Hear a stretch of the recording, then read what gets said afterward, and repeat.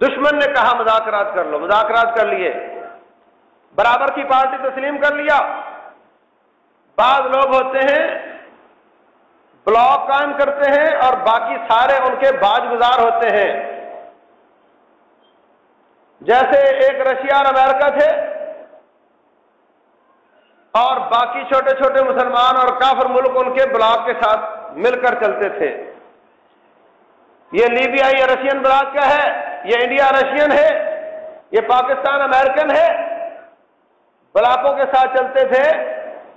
اب جو مکے کے مشرکوں کے بلاک کے لوگ ہیں ان کو آزادی مل گئی، صلح ہو گئی، بات کرنے کا موقع ملا، اسلام کو پھیلنے کا موقع ملا، اور کتنے قبائل نے نبی صلی اللہ علیہ وسلم کے ساتھ کفر پر رہتے ہوئے معاہدات کر لیے اور کتنے قبائل مسلمان ہو گئے۔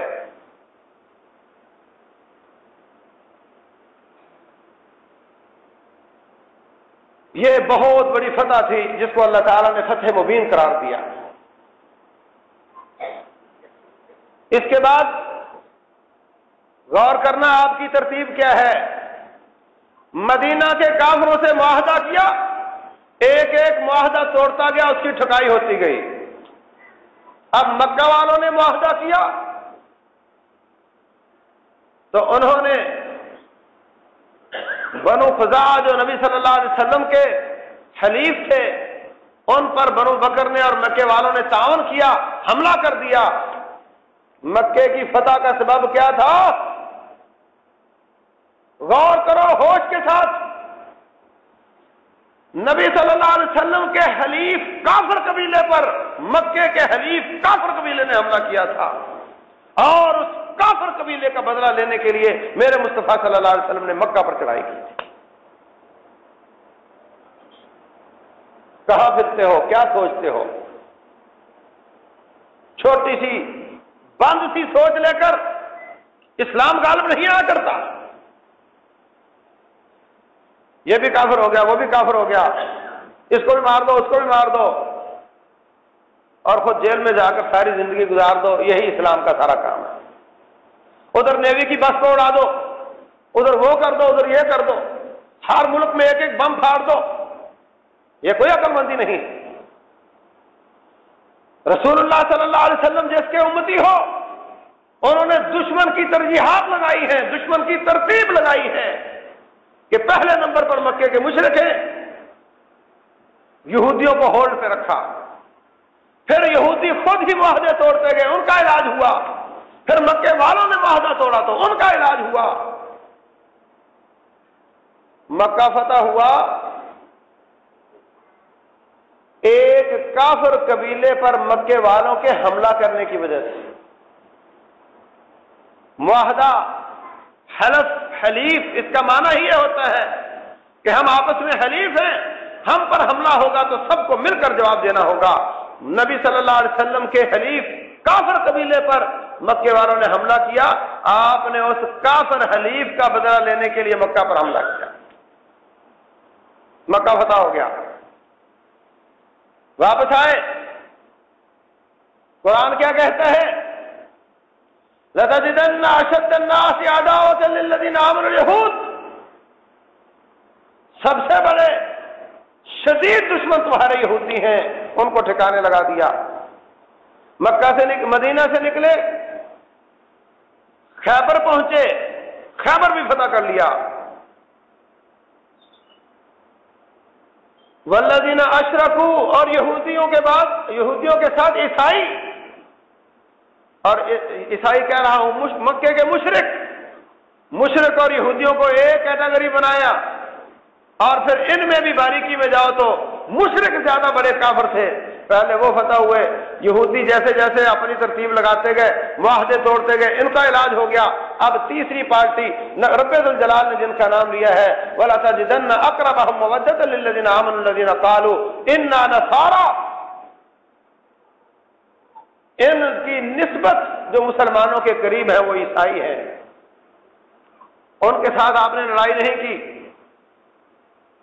آپ نے حارث بن عمیر ازدی کو بھیجا اپنا خط دے کر کہ جاؤ کیسر روم کو میرا اسلام کا پیغام پہنچا دو۔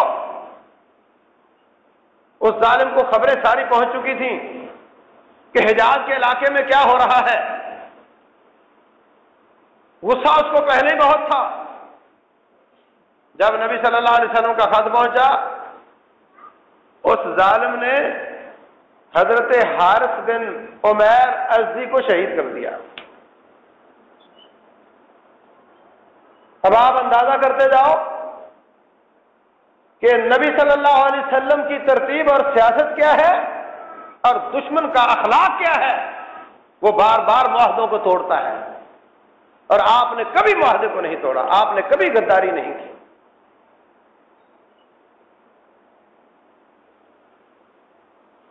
اب اس ظالم نے انٹرنیشنل قانون کی مخالفت کی. سفیروں کو کون قتل کرتا ہے؟ آپ نے فرمایا اس کے لیے لشکر تیار کرو. 3000 کا لشکر نکلا. زید بن حارثہ، جعفر طیار اور تیسرا کمانڈر حضرت عبداللہ بن رواحہ رضی اللہ تعالیٰ عنہ. جنگ موتا ہوئی، تینوں شہید ہو گئے.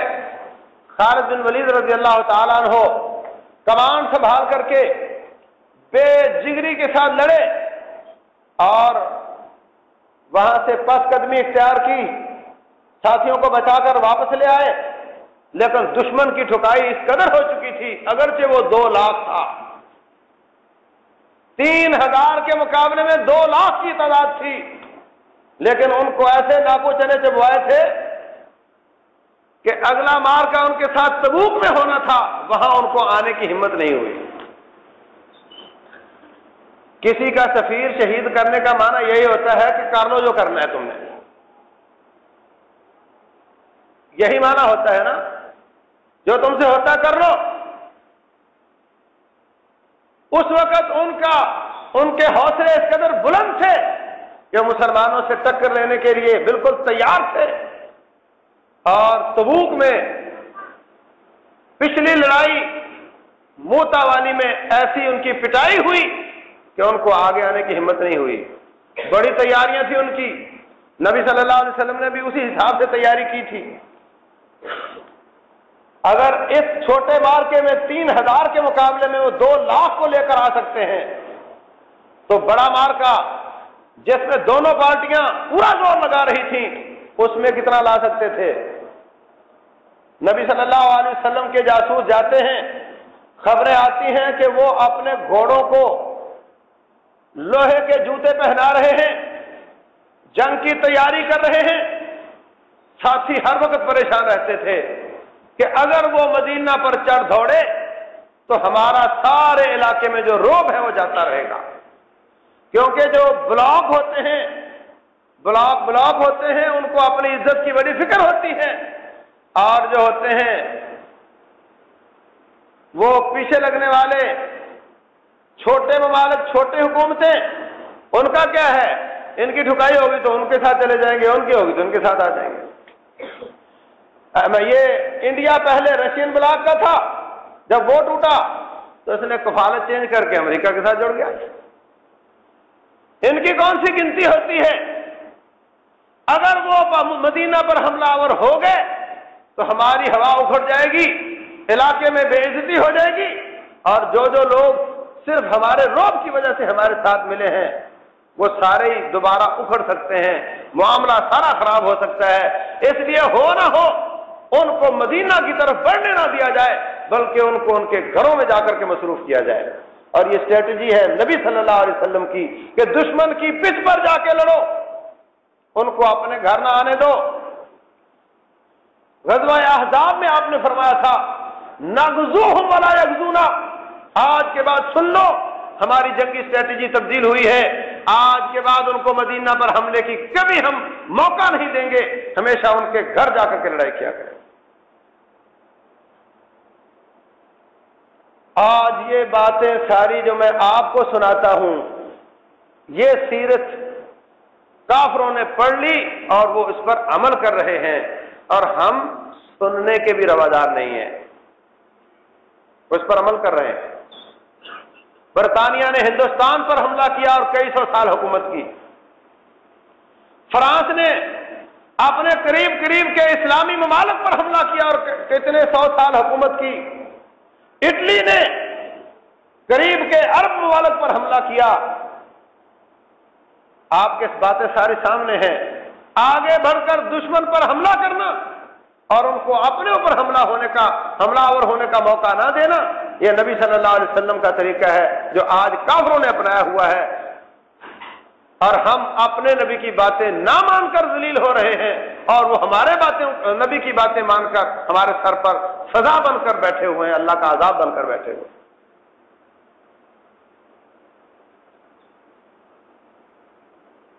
ان کے یہاں وزارت دفاع نہیں ہوتی، ان کے وہ وزارتیں کیا کہہ سکتے ہیں، پیش قدمی ہوتی ہے. آگے بڑھ کر حملہ کرنے کے لیے وزارتیں بناتے ہیں، نام اس کا کچھ بھی رکھ لیں. ہماری نام ہی وزارت دفاع ہے کہ ہم نے آگے نہیں بڑھنا، وہ حملہ کرے تو پھر دیکھیں گے. ایسا نہیں ہوتا.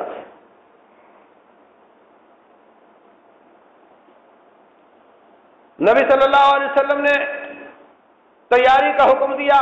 شدید گرمی تھی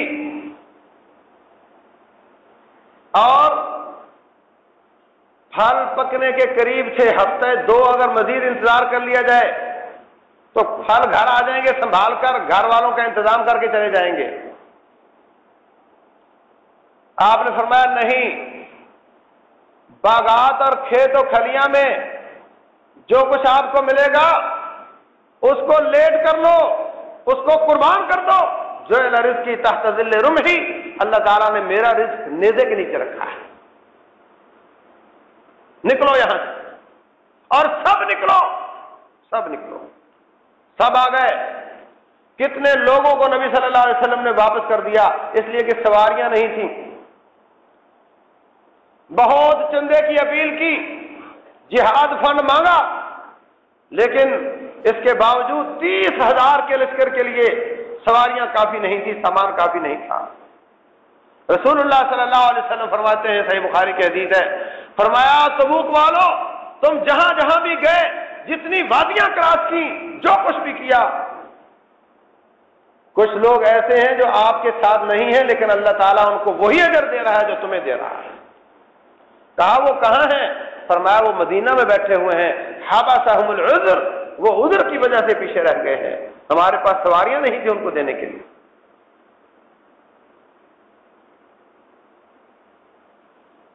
عمر بن خطاب رضی اللہ تعالیٰ عنہ فرماتے ہیں، یہ بھی صحیح بخاری میں ہے، میں نے ایک انصاری کے ساتھ معاہدہ کیا ہوا تھا کہ ایک دن آپ نبی صلی اللہ علیہ وسلم کے پاس جائیں اور علم حاصل کریں، اگلے دن میں جاؤں گا. جس دن میں نہ جاؤں آپ جائیں، میں کمائی کروں گا، اگلے دن آپ کمائی کر لینا. 15 دن کمائی کر لیں گے، 15 دن علم حاصل کر لیں گے، آپ وہ ساری حدیثیں مجھے سنا دیا کرو. ایک دن بے وقت آ گیا، آ کر کے میرا بہت تیزی کے ساتھ دروازہ کھٹکھٹایا اور تیزی کے ساتھ کہتا جلدی نکلو جلدی نکلو. میں نے کہا ہوا کیا رومیوں نے حملہ کر دیا؟ کیا غسانی آ گئے؟ کیونکہ اس وقت خطرہ ہی یہ محسوس ہوتا تھا کہ اگر کوئی بھی ایمرجنسی ہوئی تو عیسائیوں کی طرف سے ہوگی. یہودی گر چکے ہیں اور مشرک چت ہو چکے ہیں، اب ہمیں اگر خطرہ ہے تو عیسائیوں کی طرف سے ہے. کہا کیا غسانی آ گئے؟ کہتا نہیں غسانی نہیں آئے، اس سے بھی بڑا واقعہ ہو گیا. بولے وہ کیا؟ کہنے لگے نبی صلی اللہ علیہ وسلم نے اپنی بیویوں کو طلاق دے دی. بات غلط تھی. تو بتانا میں یہ چاہتا تھا کہ اس وقت مسلمانوں کے دل اس خوف سے بھرے رہتے تھے کہ کہیں غسانی حملہ نہ کر دیں، اس لیے آپ نے ان کو موقع نہیں دیا. ابھی نکلو. 3 قسم کے لوگ ہو گئے، پیچھے رہنے والے 3 قسم کے لوگ رہ گئے. ایک وہ جن کے پاس عذر تھا، ایک منافقین، اور 3 ساتھی صرف ایسے جن کے پاس عذر بھی نہیں تھا، منافق بھی نہیں تھے، سستی کی وجہ سے پیچھے رہ گئے. اور ان میں ایک نوجوان تھا، 2 بزرگ تھے.